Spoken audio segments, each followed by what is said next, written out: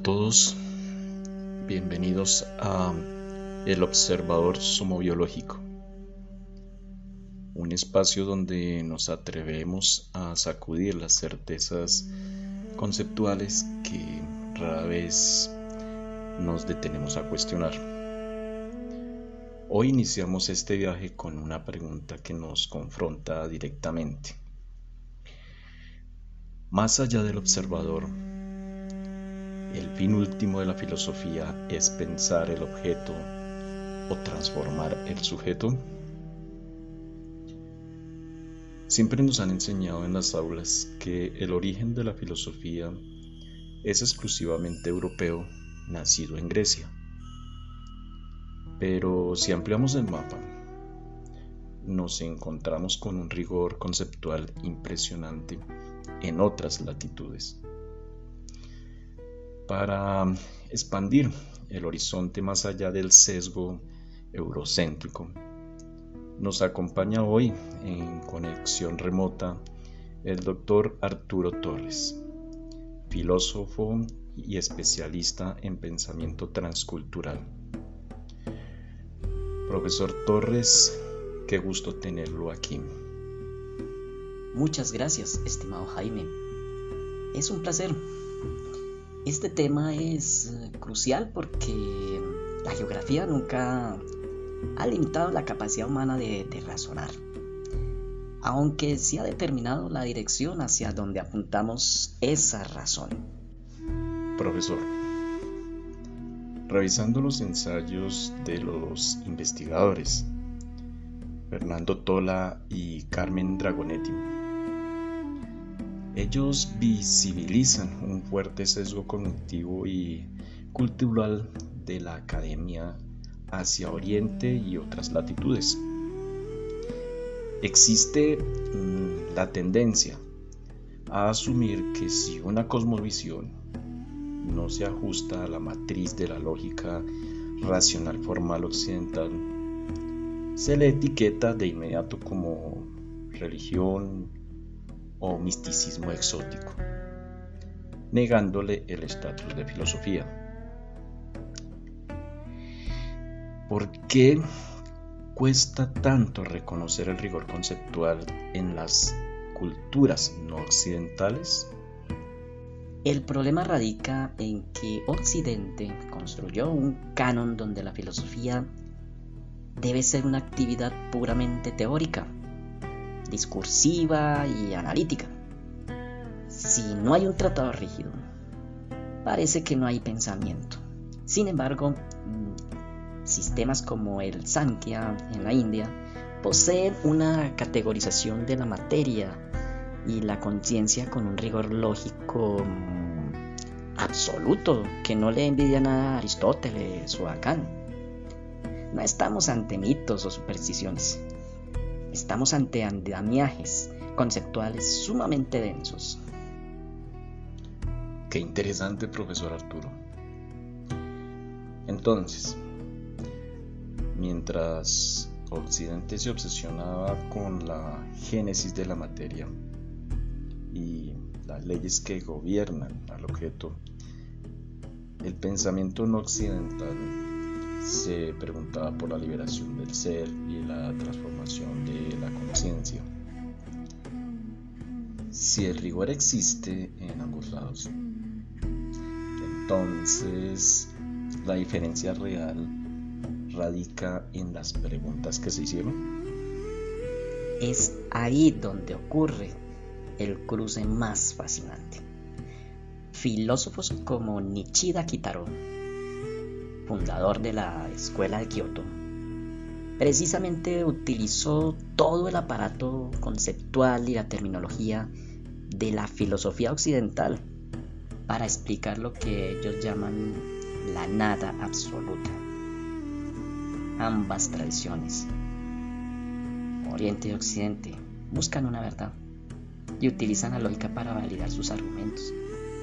Avanzan por caminos metodológicos distintos, pero con el mismo rigor en el acto de búsqueda y sin perder jamás la capacidad de juicio. ¿Significa entonces que el puente común sigue siendo la racionalidad. Absolutamente. El puente significa que tanto un filósofo alemán como Kant o Heidegger, como un pensador de la India clásica o de la escuela de Kioto, utilizan la misma herramienta mental, el rigor conceptual, la argumentación estructurada y el análisis crítico. En Oriente esto no es mito ni religión, es pura lógica llamada Nyaya, un sistema estrictísimo para determinar qué es una prueba válida y qué no. Si estudiamos los análisis sobre textos tradicionales como el Ujichui Monogatari, desde la matriz del budismo Mahayana, encontramos un uso impecable de la paradoja y la dialéctica para desarmar las prisiones del lenguaje convencional. Mira lo bonito, lo que cambia es el destino del viaje. Occidente viaja hacia la nociología y el objeto, buscando el dominio técnico. El destino no occidental se proyecta hacia la ontología y el sujeto, buscando una praxis terapéutica para sanar y liberar a quien conoce. Entonces, mientras Occidente dice con Descartes, pienso luego existo, colocando al pensamiento racional como la prueba de todo, ¿cuál sería el equivalente no occidental? Debemos prestar atención a lo siguiente. Esto se vería como un axioma vital, no puramente intelectual, ya que ellos no hablan de filosofía en el sentido griego de amor a la sabiduría. No, señor. En África es el Ubuntu, soy porque somos, donde existo a través del otro. Pero en la India es el Darshana, como la disolución del ego. Siento el vacío, luego soy libre. En ambos contextos, la prueba de la existencia no es una idea para la cabeza, no, sino la experiencia directa de la vida y la interconexión. Como señala el filósofo James Heising en sus estudios sobre los pensadores de la nada, el conocimiento en estas culturas funciona casi como una medicina. Si el conocimiento no altera tu ontología, si no transforma el sujeto que sufre o que ignora, entonces es un ejercicio estéril. Esa respuesta es fascinante, profesor Torres. Pero, ¿cómo opera esa experiencia directa sin caer en la trampa del dogmatismo ciego o un misticismo evasivo? ¿Existe un método riguroso para despojar a la mente de sus prejuicios y observar la realidad tal como es? El método existe y está en su fenomenología, en la praxis de la experiencia vivencial. Por ejemplo, cuando se observa una estructura biológica bajo el microscopio, Occidente describe el objeto, toma notas y construye una teoría abstracta.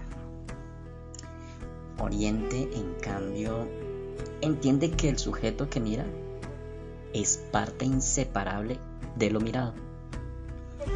Su disciplina busca calmar las perturbaciones del observador para eliminar la ilusión causada por el ruido del ego y las categorías del lenguaje corriente. Mira qué bonito. Captando así la realidad en su pureza inmediata. Ahí no hay dogmatismo ni evasión mística.